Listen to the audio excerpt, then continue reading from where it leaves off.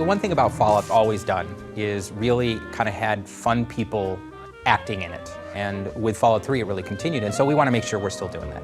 And obviously, you have Ron Perlman coming back. Ron Perlman has been the voice of Fallout for so long, it was kind of like, well, of course he's going to be the narrator. You are a courier, hired by the Mojave Express. It's nice to be working on this same character for this many installments over this span of time. The legate is crowned as the new Caesar. We really took it character to character and just looked for who would really be the best voice for the role. The man who tried to murder you, who's voiced by Matthew Perry in the game. This guy is the leader of a gang called the Chairmen. I play Benny, who is a very driven, kind of Rat Pack type guy. Baby, you can't just leave me tied up.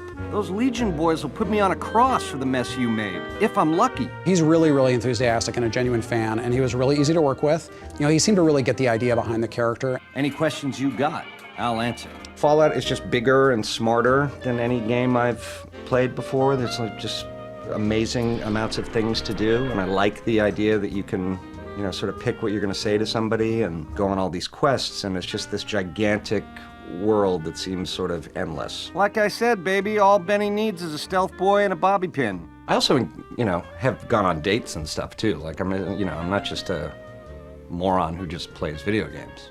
I just want to get that in there. You'd do that for me, baby?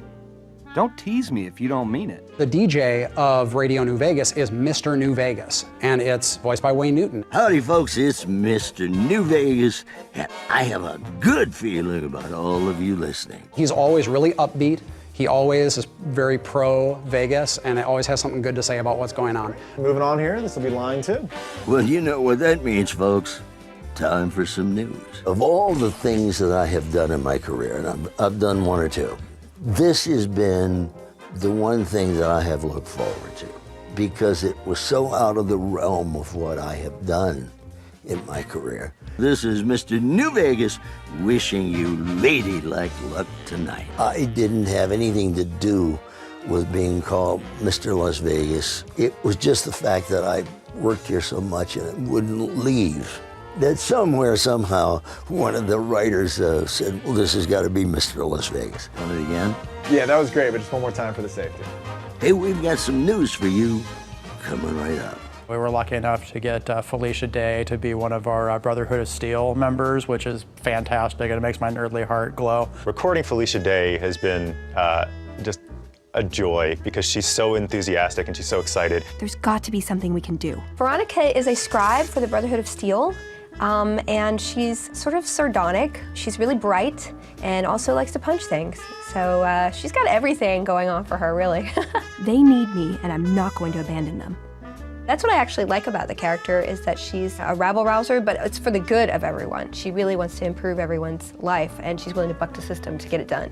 When I read it, I read the copy, I was like, oh, this is great. I just don't even have to be anything but a sassy me. It really sounds like it could be a good fit, doesn't it? The character that I voice, his name is Arcade. He's a doctor. You have the option as the main character to befriend Arcade. I honestly didn't expect you to say that.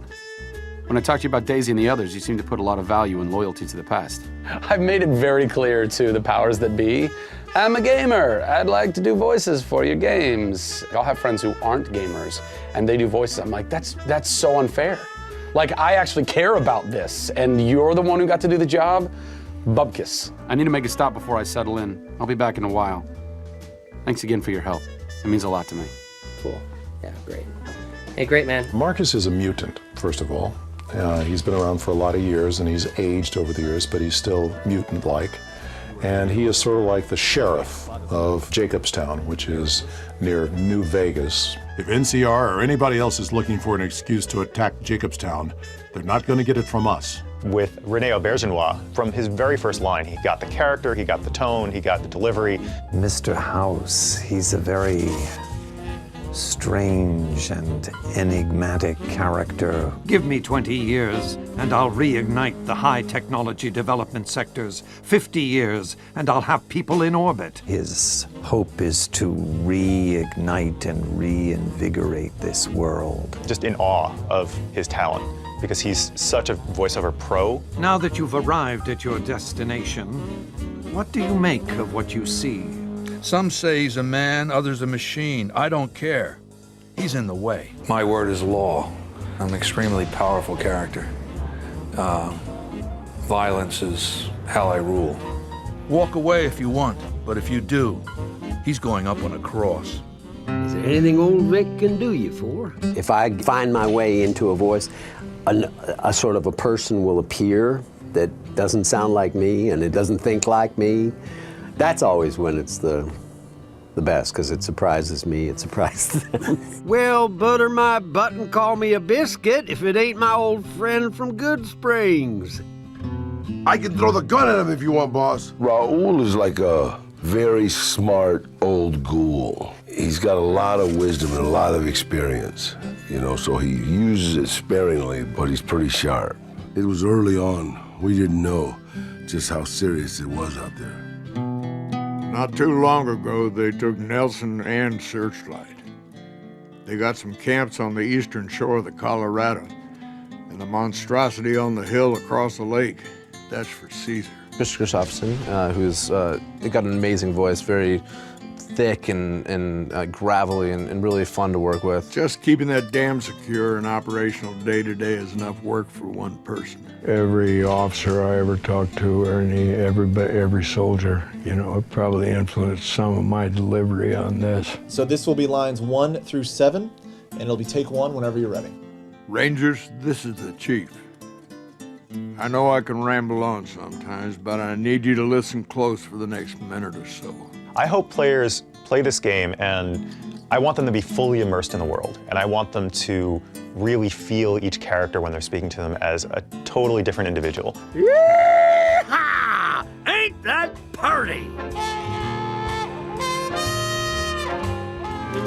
We're gonna put the story somewhere in the West. So of course, Vegas. I mean, what is more iconic when you think of crazy things that you could do in the West? I think that was really the inspiration for the story in a lot of ways, was looking back at the history of Vegas. We really think of it as a side story. In a lot of ways, we're revisiting stuff from the original 2 games, but it stands on its own. The first thing our creative lead and our project director did was they sat down and they sort of examined what sort of themes they wanted to explore in New Vegas. Every Fallout game pretty much starts with war. War never changes. And the idea behind that is really that humanity has this unending appetite for killing each other.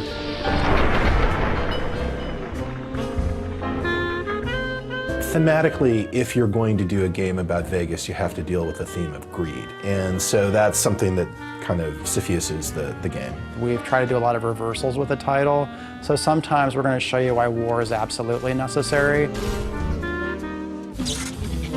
Fallout New Vegas is a post-apocalyptic role-playing game. It's set a couple of hundred years after a cataclysmic nuclear war between the US and China, and it takes place at a time when the city of New Vegas is actually being rebuilt. What ties the story in is the themes of Fallout. It's always centered around water. Where are people getting water? And in case you know, there's a big area right around Vegas that has a lot to do with water. Hoover Dam plays a massive role in the game. Hoover Dam is like the pot of gold that everybody is fighting over, because in this post-apocalyptic age, to have something that can produce electricity and also water is worth, you know, everything. Fallout 3 starts with you being born, and you're a baby, and you go through your young adulthood until you leave the vault. In New Vegas, we wanted to say you start the game in a very Vegas sort of cliche style almost. You are shot in the head and dropped in a shallow grave, so it starts with essentially your would-be death. After you're shot and left for dead in a grave, you know, you might have some desire to go see what the whole murdering business was about and why he wanted you dead in the first place. In the course of trying to resolve that one conflict, you get pulled into larger events. So in this case, you're trying to find the people that killed you and what they were trying to get from you. In this case, it was a package you were carrying. So, of course, as you go around, you find out that what you were carrying is centrally tied into this major conflict in the area between New California Republic and Caesar's Legion and Mr. House, who's the guy that sort of runs the strip in New Vegas. Player freedom is very important in the Fallout series, and when we allow the player to basically have a choice in what they do and how they do it, by leaving the plot open in a way that basically they're just learning what's going on in the world, it gives them a lot more freedom in how they want to learn that information. The leader was a New Vegas type. Typical city boy.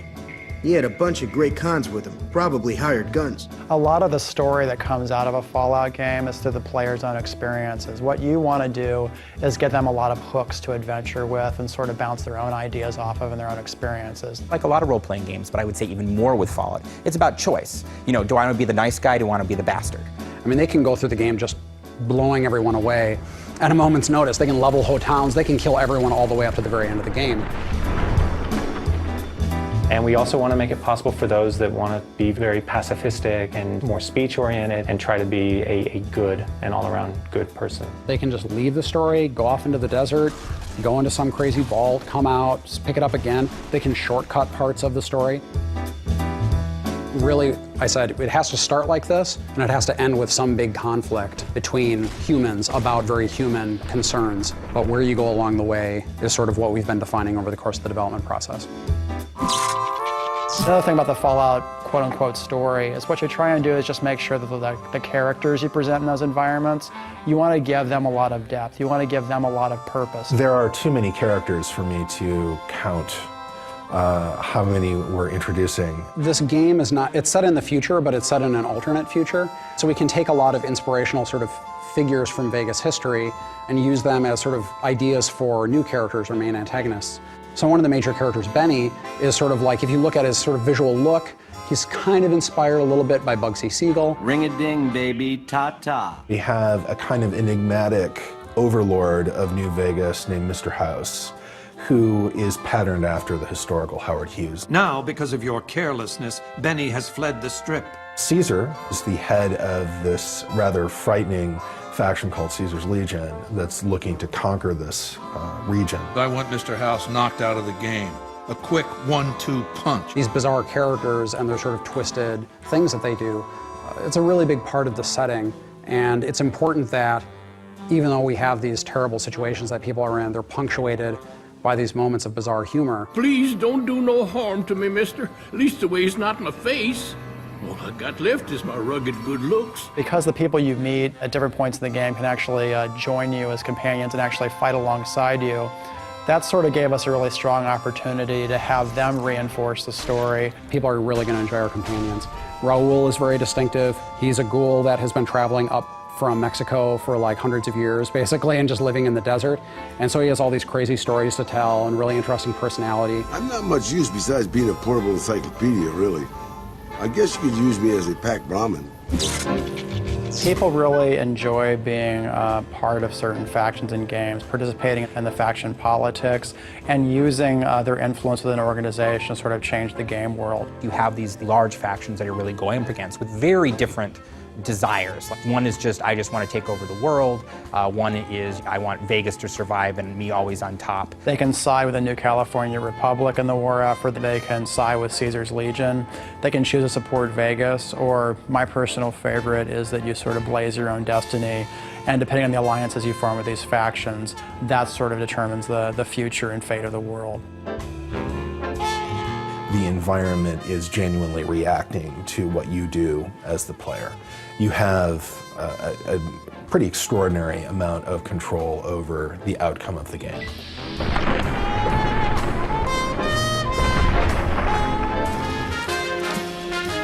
A lot of what we had to make sure that we did with the art style was to, in essence, make it still feel like the post-nuclear world that it was. And that is the kind of the weird 50s, but 100 years after the 50s, if the 50s just stayed the 50s, and then bringing in this idea of Vegas. Josh had one of the first team meetings, and he talked about Vegas as being one of his ideas, but more importantly, that it'd be the Rat Pack era. And when he said that, then I was just joyous, because it's just great aesthetics at that time. When we started the game, there were a few things aesthetically that we knew we wanted to do. We wanted to make sure that the architectural style of homes, and as well as the casinos, either reflected 50s style from the Vegas era, or it reflected an even earlier time, more like the settlers of the West. But it's all about Vegas. And so we want to make sure that we have this feeling of sort of this neon, and again, it feels like you're going in there and you're playing around with the mobsters, you're playing around with the Rat Pack.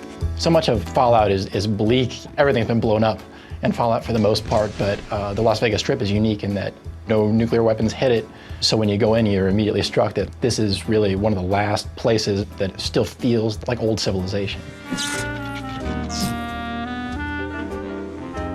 Our team, I think, got up to, including animators and myself, we're about 22. We have a lot of great people here, character artists, we have concept artists, world builders, prop artists, and they all have different backgrounds. We have folks like Brian Mency, who's got a long history with the franchise, but then we have folks like myself who are new. So I think the combination of the different experiences really brought the quality bar up. It takes a lot of work and a lot of people. Usually what we try to start off with is just a general idea of what are the main things we're looking to see in different parts of the world. There's tons of images out there, so a lot of it was just looking at the strip in the early 50s and early 60s just to see what was different about it then. Joe Sanabria had a pretty good lock on the style of Vegas itself and the casinos. I wanted to sort of immerse myself more in especially the desert sort of style. I took a motorcycle trip through the desert, basically going all around the outskirts of Vegas. Traveling by motorcycle, you get a lot more opportunity to sort of see the area around you. This is just a different feeling from driving in a car, I think. And I just went all around there and I took pictures. I sort of paid attention to the type of flora that was really distinctive. Obviously you have Joshua trees and then certain types of cacti or wildflowers and things like that.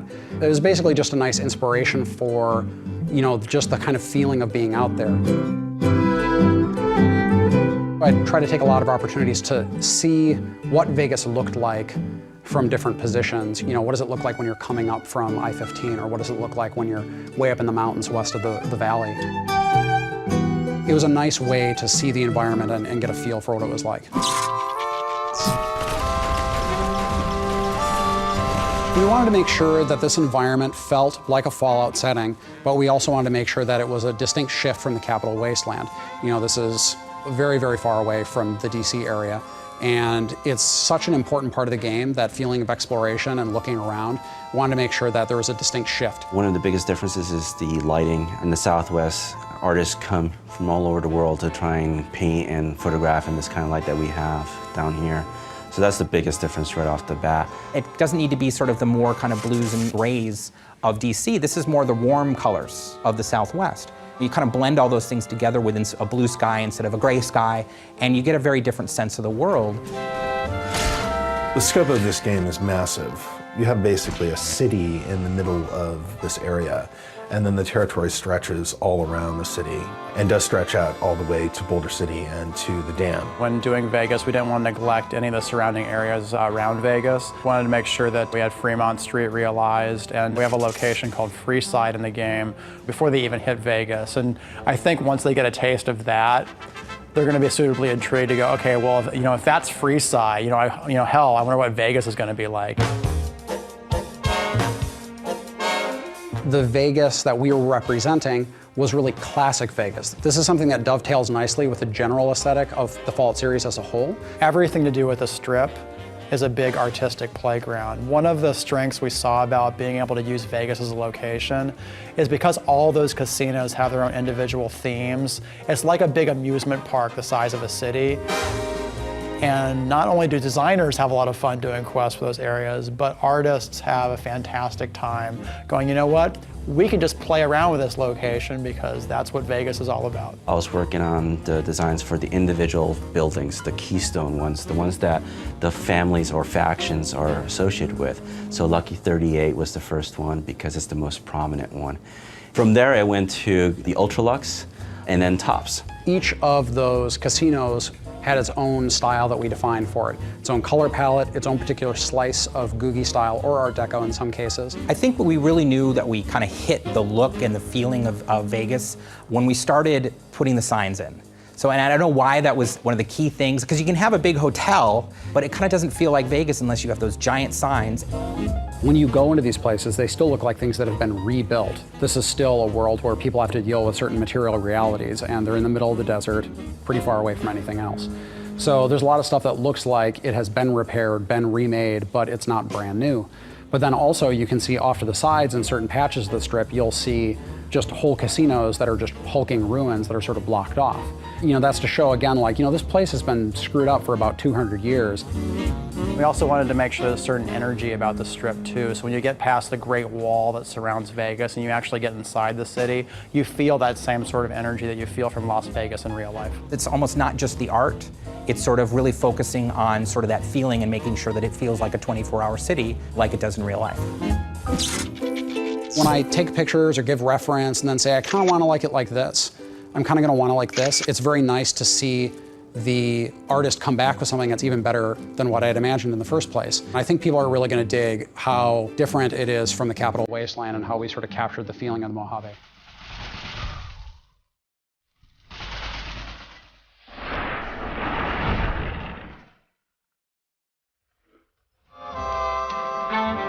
People who I knew who'd never played role-playing games and certainly had never played Fallout, curse them, they picked up Fallout 3 and started playing it. Had a fantastic time, which, kind of surprised me because I always considered Fallout 1 and Fallout 2 to be very much a role-player niche market. Fallout 3 kind of bridged that gap where it's like, you know what? It's easy for you to get into this game, and once we've got you trapped there, there's a lot of complexity and a lot of things for you to do, and we've got you hooked. We wanted to make sure, when looking at the mechanics for the game, that we weren't trying to reinvent the wheel. A lot of people like Fallout 3. A lot of people like Fallout 3. So the experience should feel familiar to them. There were places where we could give them more options and more interesting sort of tactical choices to make, whether that's in the role-playing game system or in the combat system or just in general in the game. We wanted to explore the ways that we could do that. The whole premise of Fallout is about giving the players at least 3 ways to solve each quest. Like, one of the big strengths of Fallout is it has a very detailed character creation process, and that process, right down to each individual skill, individual perks you've chosen, the game world specifically reacts to those things. That's kind of one of the design philosophies for the franchise. I think that people are going to notice in the conversations that we try to let the player in on what the mechanics are a lot more. When skills are being called on or when reputation is being called on, instead of hiding things from the player when they don't qualify to do something, we always show the player to let them know that there's something there. By highlighting those things, the player knows, like, oh, okay, so if I read the skill magazine or if I come back in another level or if I take this chem, maybe I can make this check. There's a lot of angles to this caper, complexities aplenty. When it comes to our faction mechanics, we're a lot more transparent about when that is triggering something. So when you go to a location and someone says, hey man, you can't come in here, it'll say like NCR reputation. It's like, we don't know who you are, or you've killed our officers in the past, like we're not gonna let you into this place. Those sort of mechanics, I think, are gonna be a lot more transparent than they've been in really any Fallout game. When it comes to going through combat and just having a lot of fun with combat in Fallout New Vegas, we wanted to take what was in Fallout 3 and really expand upon it. And so we've kind of done a lot of tweaks and changes and things like that to really kind of expand the fun of sort of this blend between almost like a turn-based game, which you can do through VATS, or just being straight FPS. If the person wants to play the game just purely as a shooter, I do think that they will find it in some ways easier. They will find the responsiveness a lot easier to deal with. We've basically overhauled the way combat works and how damage is calculated and how targeting works. It may appear subtle at first, but I think people will appreciate how much more responsive and natural it will feel to those that actually prefer action games. The cinematic kill cam that you get when using the VATS in Fallout 3, for example, which a number of people like, watching the critical hit. With New Vegas, you can actually still get those cinematic kill cams outside of VATS if you're doing really special moves with your weapons. VATS is an amazing system that allows you to kind of play this immersive first person, getting shot missiles and bullets and laser beams coming at you from every angle in real time, and you can immediately go to this system, VATS, and you feel like you're in control and you can play the RPG. It's just a great kind of melding of how people play games now versus sort of hinting back to how we used to play. Even a really skilled player, they still have to play the role-playing game's statistical system. So they have to advance their character, get more hit points, get better equipment, and then they can tackle those challenges. If they try to take a low-level character with low-level equipment into a high-level area occupied by Deathclaws or Nightkin super mutants, they're gonna die. Like, it's really, really hard and challenging. When a person comes up to a conflict, we want them to go through a thought process. It doesn't have to be a long or exhaustive one, but when they say like, do I really want to go in there? Like, you know, they look at their stuff and they're like, okay, I'm gonna go for it.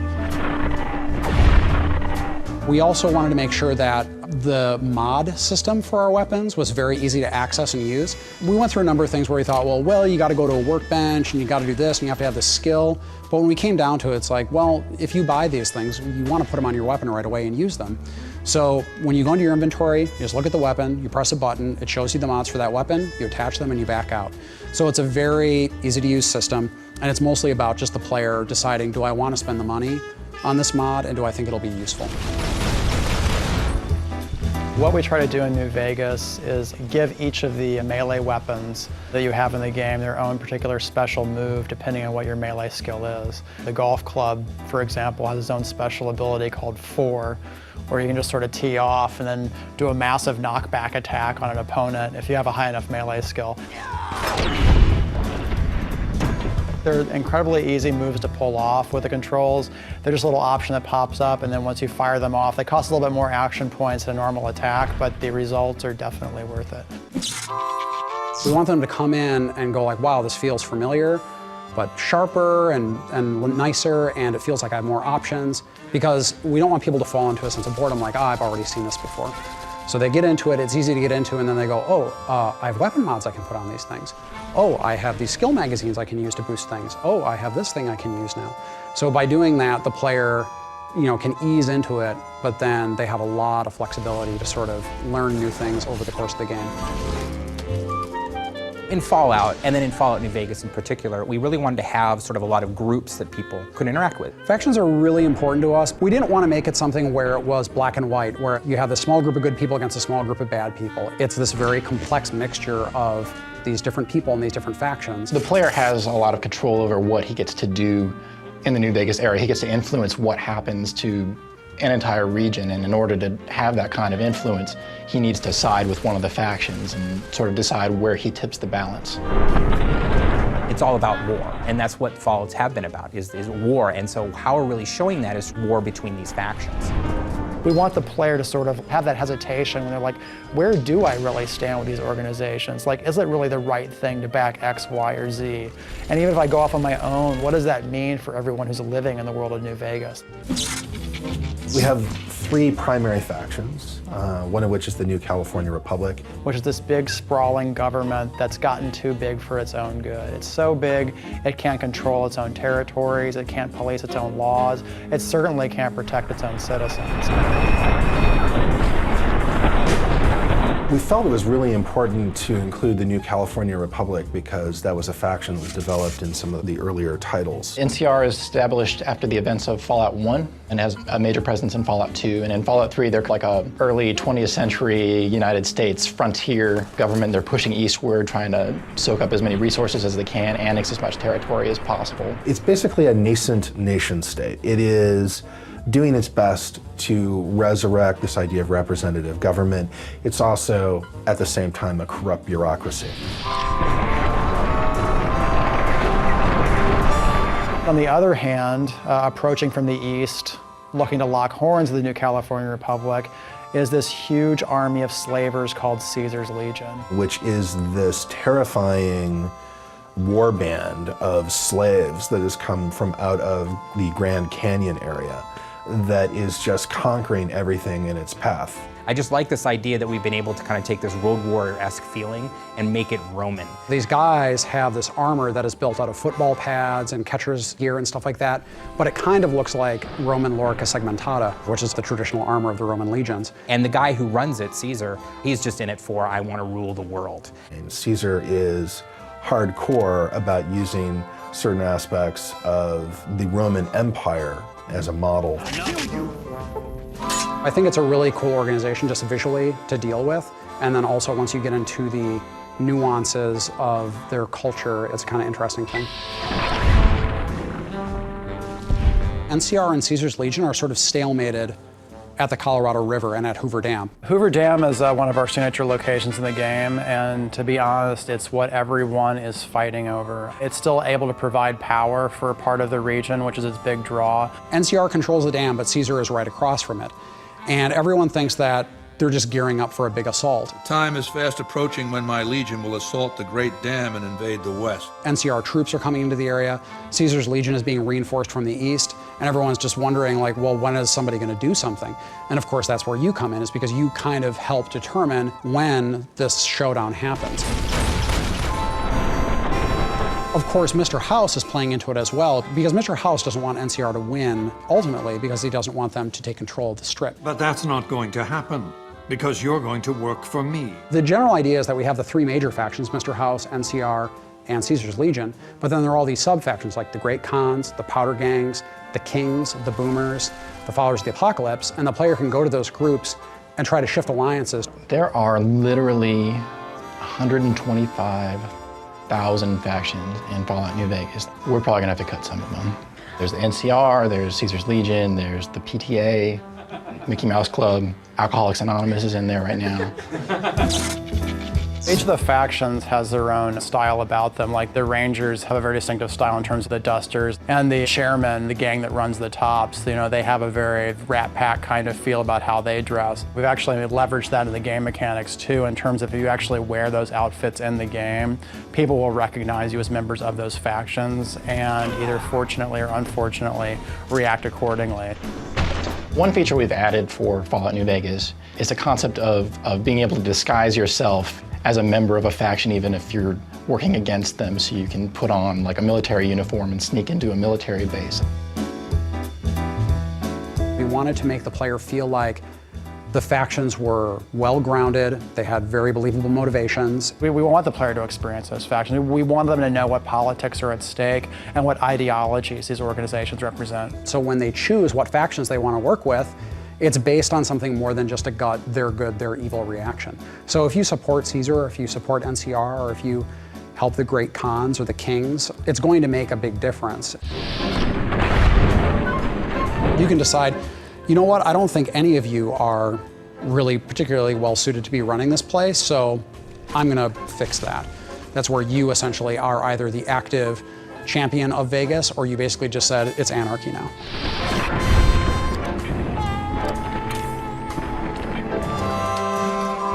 One of the things that we try to do is think about both technology that people would make or utilize in the new world, or things that are pre-war that people are trying to get working now that they're sort of putting the pieces back together. Obviously, Fallout has the whole, you know, what people in the 1950s viewed the future to be like, which, you know, immediately becomes a huge playground for, oh, let's try this kind of blaster, and this kind of laser weapon, this kind of energy weapon. It's not microchips, it's vacuum tubes. It's not hard corners, it's rounded corners. It's the ray gun instead of the M16.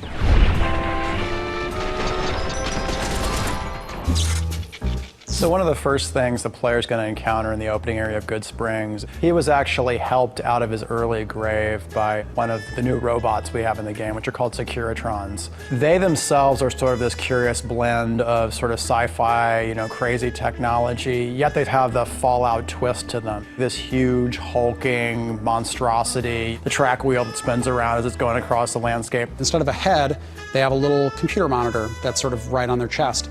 And based on the personality that Mr. House wants them to portray, because Mr. House invented them, they'll switch the sort of cartoon image. So it might be an image of a cowboy, Victor, and Victor's the guy who rescues you at the beginning of the game. Howdy, partner. Might I say you're looking fit as a fiddle? When you see that on the video screen, it kind of like disarms you for a second. You're like you're having a friendly conversation with this very large robot that could potentially level an entire city block. And the contrast there is, you know, I think one of the fun things that just makes Fallout Fallout. Some of our companions are pretty heavily tech-based, and the nice thing about them too is that you get a chance to modify their technology over the course of the game. And I'm not talking about just repairs and upgrades. For example, Eddie, the sort of floating iBot that you encounter early on in Prim, he has a lot more depth than it may seem from his initial beep-boop conversations you have with him. I think it's really important that you have a Pip-Boy, not just for the interface reasons, but it's very Fallout-y. You start with a Pip-Boy and you start with a vault suit, but they're given to you by the doctor who stitches you back up. And he says, I'm an old man, I'm settled here, I don't need this anymore, but if you're going out there looking for the guys that did this to you, you're gonna need something like this. There was a lot of guns, there was a lot of fun guns in the first game, but we've added so many more. And some of those definitely range from the crazy 50s sci-fi feel to the more contemporary, you understand why that gun is cool because it's a grenade machine gun. And you understand the machine gun that shoots grenades is probably pretty awesome. We have a little 9mm submachine gun. It looks like a World War II grease gun, like sort of compacted, and that's a really cool, distinctive little weapon. The Ranger Sequoia, which is this massive ornamented revolver that only elite Rangers have. It fires like rifle rounds. It's very powerful. We wanted to make sure that energy weapons had a very distinct feeling from guns. We wanted there to be something mechanically different about them so that the player had a different type of experience while using them. So we introduced this thing called the Recharger Rifle. And the Recharger Rifle, you don't have to carry ammo for. It recharges it automatically. But it doesn't do it as fast as you can shoot it. You have to kind of pace out how you fire it. Also, we leaned more towards Western-themed weapons, so we have more revolvers, single-action revolvers like a .357. We also have lever-action rifles and shotguns, which are pretty entertaining to use. Fallout New Vegas really lets you kind of pick a specialty when it comes to a weapon and play it all the way through. And still get, of course, the great thing with eyeballs exploding out of people's heads and all that kind of stuff. Maybe there's something wrong with me, but I enjoyed it every single time. So one of the big centerpieces is Helios One. We have this company in the Fallout universe that's been around for a long time called Poseidon Energy. And a lot of their projects are seemingly benevolent or seemingly just sort of general energy projects, but they often have a sinister application. When you go into it, what you can eventually learn is it's actually powering these terrible lasers called the Archimedes laser system. And eventually you can get like this little ray gun called Euclid's C-Finder. And all it's doing is it's finding the C point on a triangle so it can shoot an orbital laser down at whatever you shoot at. This ridiculous little teeny ray gun that you go around and go, beep, and then just it blasts this huge area. It's not an understatement to say that the Strip is Vegas. Vegas, Vegas, Vegas, Vegas, Vegas. Where do you go to find what's here? It's maybe the only place of its kind in the world. When you get to Las Vegas Boulevard and you look down the street, you have to say, I'm in Vegas. And so that's very, very important for us. Getting that look right was very important for us. I think the Strip is going to be the thing for me. It's where we put the most amount of work in terms of design. The scope and scale of the Strip is just something new. I mean, it's huge. We want to make it big and huge and giant casinos and giant neon signs and tons of people milling about and make it feel like I'm actually on the Strip in real Las Vegas. What we wanted to do was make sure that we captured a lot of the elements of Vegas that people today in the real world are excited about and appreciate, but at the same time make sure it had that 1950s sci-fi sensibility about it. You know, that idea of recreating the spirit of classic Vegas, because that's also more of a Fallout style. One of the things that kind of excited a lot of the artists and designers here was the ability to sort of take an amusement park city and then just play around with all the visual themes and the energy that Vegas has. Our lead artist, Joe Sanabria, went through and started making just silhouettes of the shapes of the casinos. We blocked out a chunk of land and started just placing individual buildings to get a feel for how big things should be. And those are profiles that we could look at from a distance in the wasteland, and because we wanted to make sure that when you saw these things from a distance, you're like, that's the Strip. There's nothing else that's like it when you look across the desert. While I was working on those, the artists were making proxies of those buildings, very low-res versions of them, just so that we could get an idea of how they would fit in the map. And then once we got onto the Strip itself, we started building them up, building the details, the lights on them, looking at it during the day and at night, and then populating it to see what it looked like as a living and breathing environment. And that's when the artists themselves pretty much take ownership of it, and it goes from my hands to theirs, and then that's when they start to do all the cool things we see in the game. When you arrive at the Strip, it's definitely a wow moment. When you go through the gates of the Strip, you know, you find yourself in a location that you really haven't seen anything of its like in the Fallout universe before. We knew we wanted the player to get that feeling that you get when you go to the real Las Vegas Strip, which is, you know, you set foot at one end of the Strip and you look down and you see like all the neon lights. It's about kind of bringing that feeling back of those big signs that say, you know, Dean Martin and Sinatra, you know, playing and things like that. We're going to examine all the different vices in human nature, spread those amongst the casinos on the Strip. What are the main themes of Las Vegas when you go there? And, you know, things that always come up are, you know, luck, sleaze, luxury, organized crime. Each casino has its own theme and its own feel, and as soon as the player goes into it, they get it. You have the Tops, which is run by a tribe called the Chairmen, and they really harken back to the Rat Pack. Everything about it is very Rat Pack oriented. Benny is very Rat Pack oriented, and so it has this whole theme goes throughout it. Then you also have Gomorrah, which is run by the Emeritus, who are basically like the mob past of Vegas. The whole point of the casino is sort of a sex sells kind of idea. As soon as you step into the door, like there are flames going up on either side of you. There's like the demonic statues off in the corner. Women dancing in cages and prostitutes literally walking around and soliciting you while you're trying to gamble. It's also, of course, one of the most profitable casinos on the Strip, because you have a lot of servicemen from the New California Republic Army who are going to the Strip on leave. This place smells like booze and sex. That's why I always come back.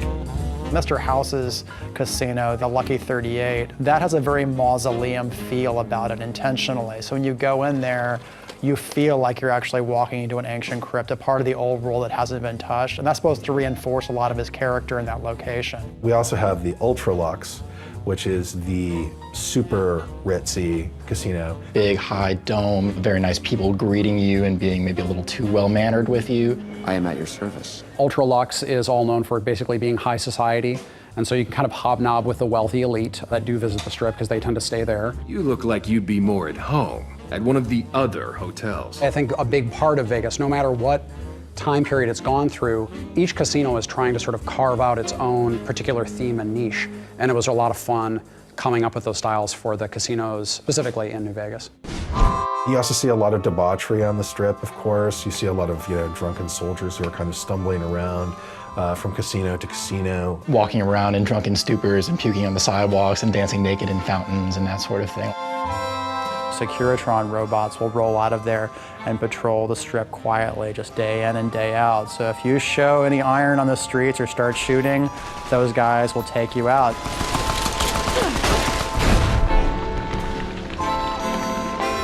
I think players can probably spend as much time as they want on the Strip. We have a whole series of casino games. You can gamble on the Strip. That's the most basic thing, the reason why most of the people are there. There's an extensive series of quest lines that go on within the city, as you know, as one might expect. Players should have plenty to do.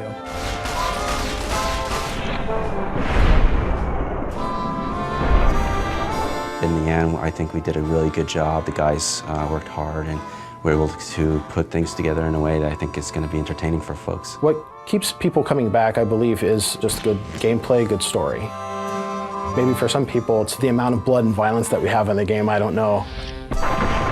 Taking a previous past and create a total new reality derived from this past. I think people are just really, it turns them on. You know, if you enjoyed Fallout 3, when you get into New Vegas, you're going to get a lot of shocks, you're going to get a lot of surprises, a lot of reversals, and you're going to get another classic Fallout experience.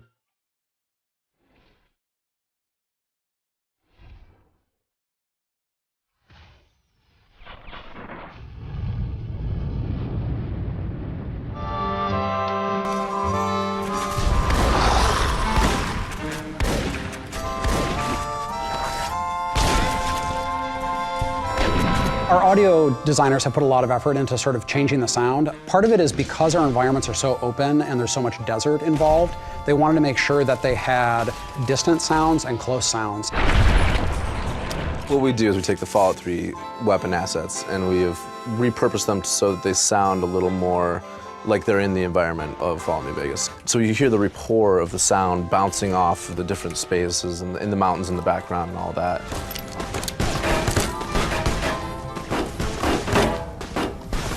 They did a lot of desert sound recording, and it really makes the gunfights and stuff especially feel very different. I went out to Azo Borrego Desert National Park a couple months back, and we're just out there. It's dead silent. There's no one around for 30, 40 miles at the very least.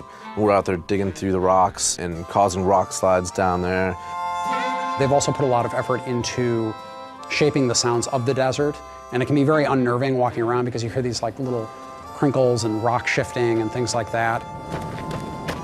Really, they want to make sure that there's a very strong reactive element to where you travel, especially with the music too.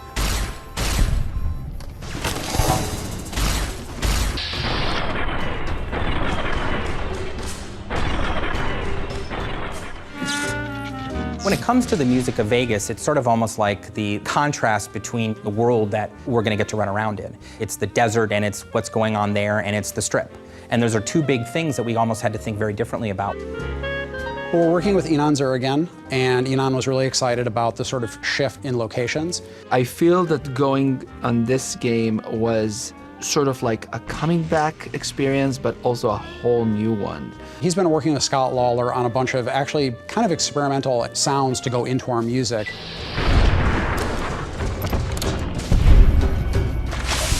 We got together, Ynon and myself, and we talked through really what we wanted to do different with this game and how we wanted to differentiate it from Fallout 3. Me and Scott had a lot of discussion before we started. It's like, okay, so, we really want to do this Western style, but it should be decadent, it should be twisted, it should be scary. I think that the choices went more and more toward string quartet.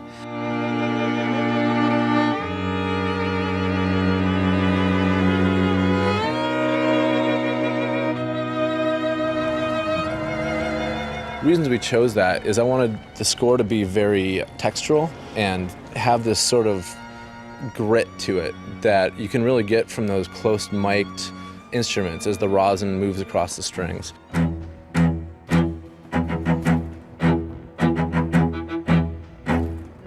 When the player's moving around, they don't feel that the music is just playing without purpose. It always sort of evolves with the action and devolves with the action as well. Took a lot of brainstorming, not only the way the music needs to sound, but also the way the music is going to be construct and deconstruct in a way that it will follow the player, but then in a new way. When there's no one around, it's still there and it's got this very low, ominous tone. Enemies enter the area, layers sort of build upon the piece, and as you get into battle, it sort of builds further.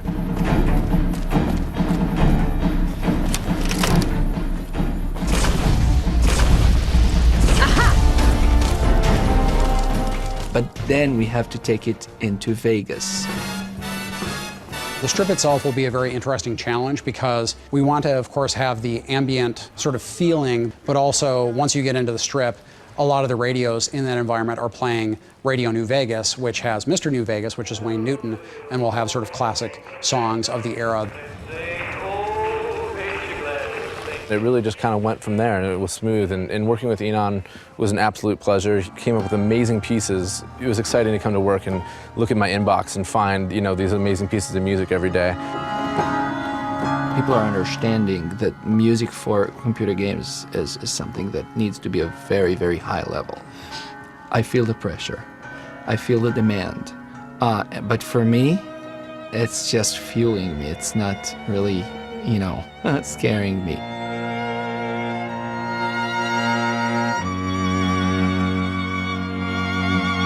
We've been very fortunate to have the best actors in the world, some of the best musicians in the world coming in, best composers in the world, and the best sound designers. And all these things have come together to really create a soundscape that I'm very proud of. It achieves the goals that we really set out for this project.